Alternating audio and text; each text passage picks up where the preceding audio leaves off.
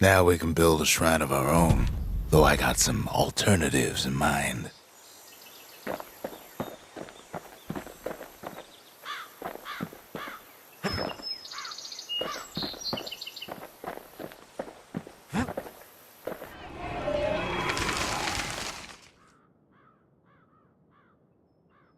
The trappers, daring bunch of fools. They'll be missed. The gravers, the arm of justice. They seemed unstoppable. Can't be too careful these days.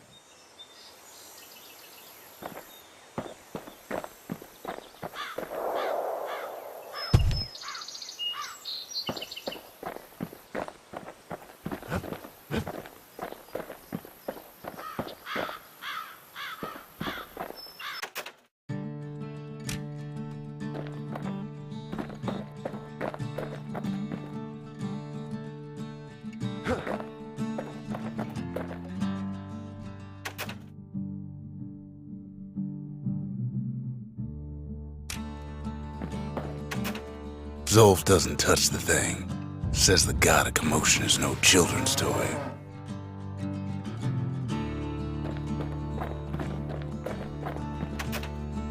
The Ura feared the gods. We turned them into toys, put their faces on our walls.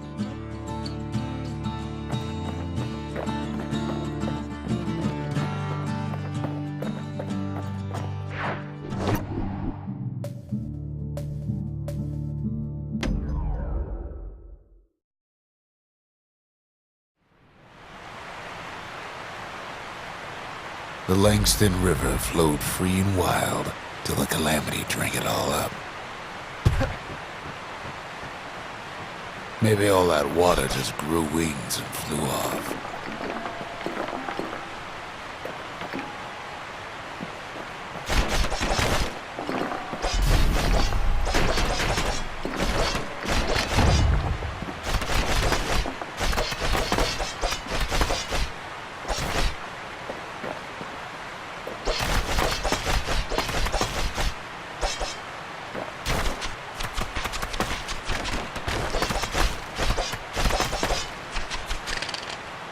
Riverbanks swarming with windbags. They're so bent on finding the core, they hardly notice the kid.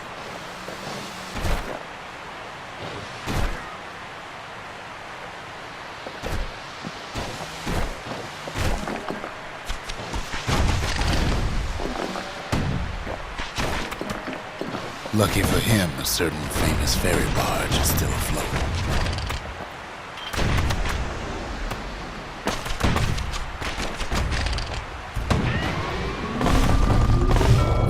Nellie. She sends some squirts crying home as she leaves port.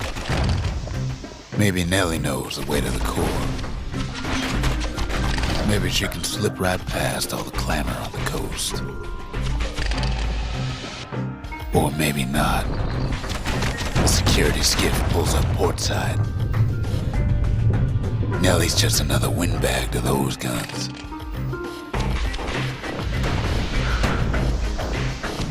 Just then, the windbags notice who she's sailing with. They're pretty steamed about what happened at Cinderbrick.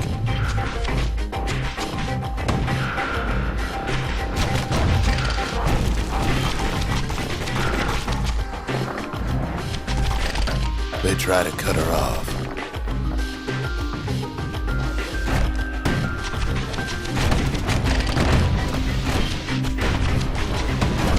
They try to slow her down.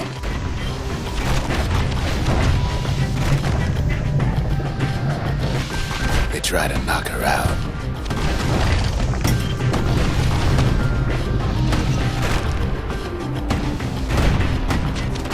Well, Weepin' Nellie tries harder. Try as she might, though, she hits a snag. Kid's gotta help her get untangled. Favors for favors.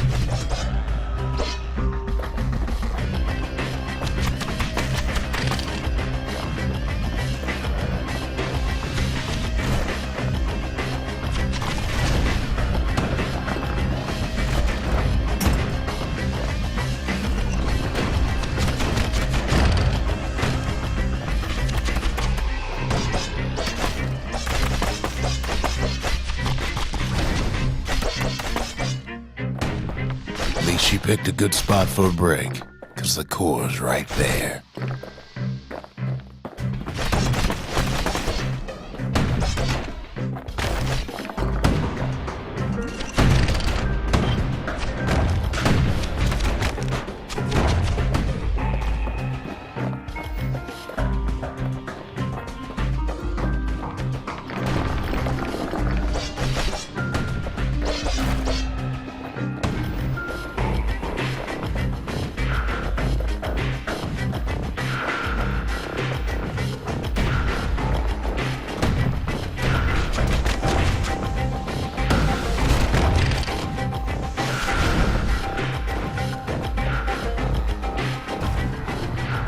Then the kid hears an unusual sound, like 100 flapping wings.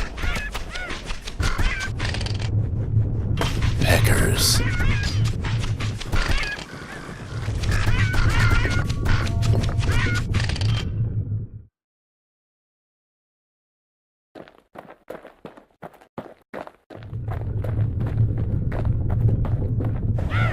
They've been watching his every move.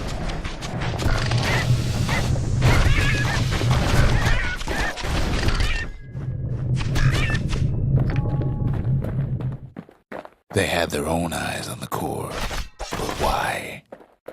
Well, kid ain't got time to think it over just yet. He finds Weepin' Nellie raring to go.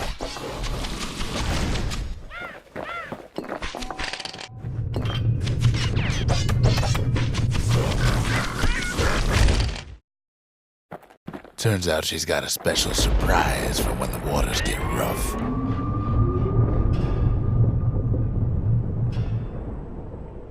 She's gonna need a little help with all them peckers. Crafty things think they're king of the roost now. Rest of us only wish we could fly in times like these.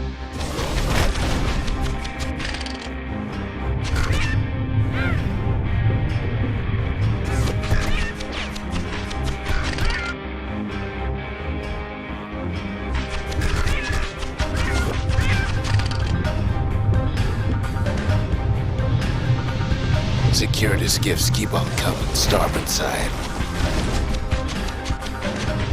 Don't seem to care what they shoot, as long as they hit something.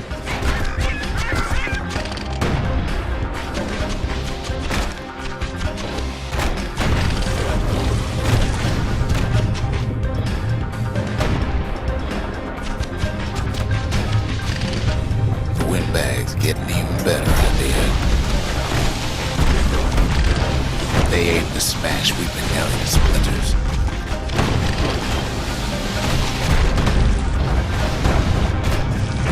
Well, it all proves too much for poor Nellie.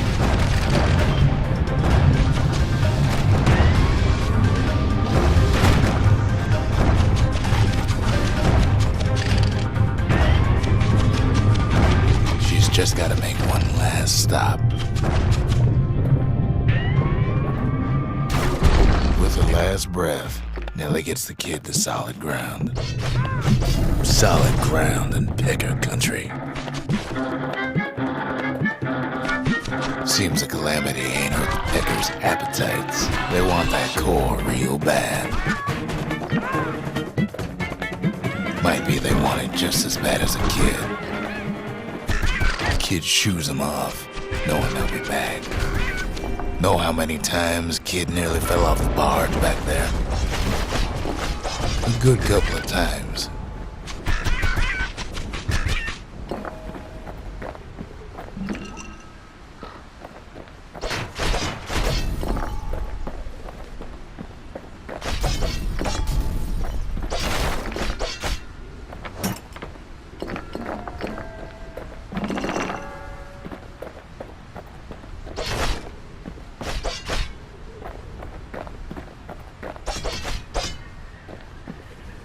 Now, listen close. You should remember this next part.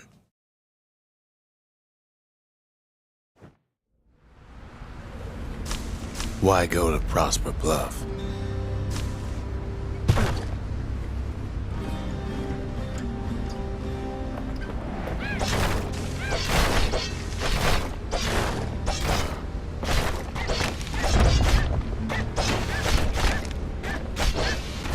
used to take an enterprising man or a plain old fool to venture out that far.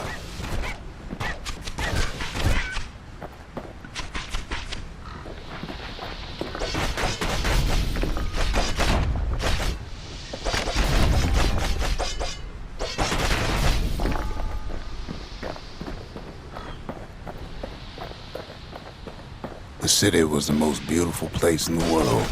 We all knew that.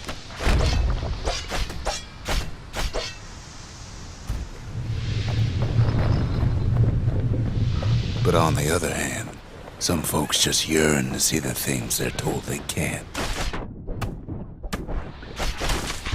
And that's why you go to Prosper Bluff, ain't it?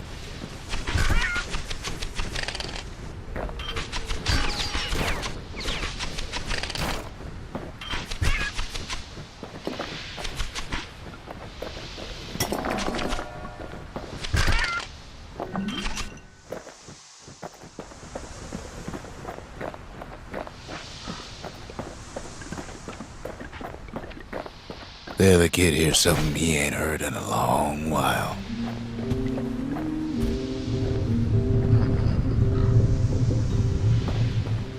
How's it go again?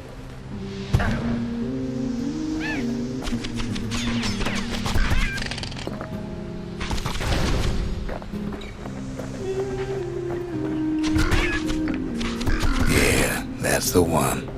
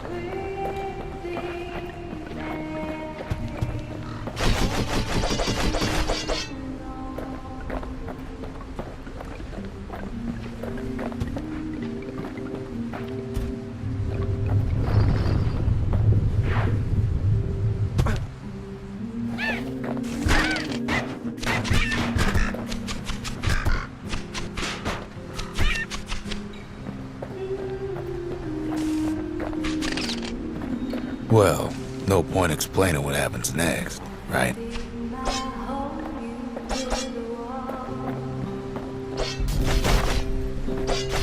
Suffice it to say, kid ain't coming home empty-handed.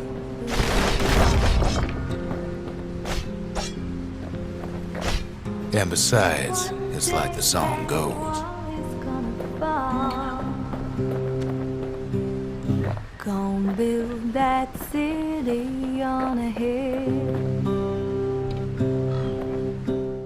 They'll be here before too long.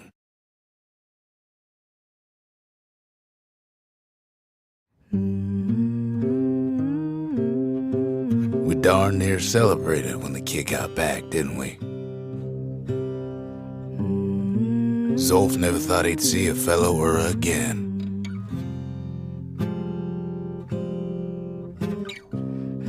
We become fast friends. Calamity has that effect on people. I dig my hole. But there was more to be done. There was one last core to find. A scientific journal written in Zolf's native tongue. He learned so much from it. Too much. If only I'd known half the secrets of the Calamity were tucked away in that book, I'd have worked to translate it right away.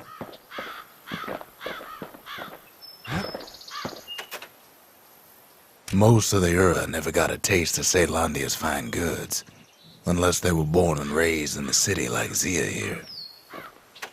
Sure, the world's all gone to pieces farther than the eye can see, but leave it to this gal to point out the amazing view. Girl tried to run away from home one time, but the marshals stopped that, didn't they? So many secrets in there and she can't even read it. Her father's own journal.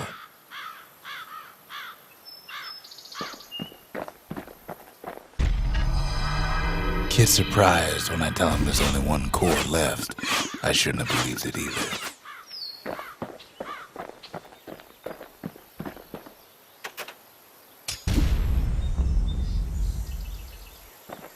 Behold, the Pantheon.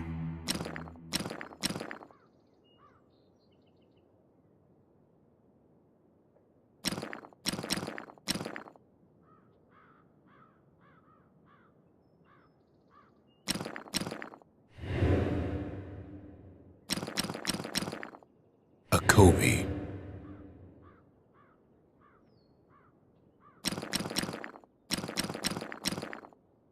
The gods never liked competing for people's affections.